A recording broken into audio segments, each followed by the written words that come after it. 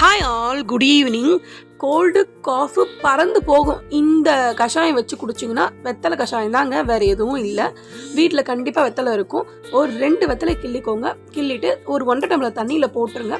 நல்லா கொதி வர டைமில் எல்லாத்தையும் ஆட் பண்ணிக்கலாம். பட்டை, லவங்கம், மஞ்சள், சீரகம், அப்புறம் ஒரு ஏலக்காய், பெப்பர் நல்லா நசுக்கி போட்டு ஆட் பண்ணுங்கள். ஒன்றும் பாதியமாக உடச்சி போட்டு ஆட் பண்ணுங்கள்.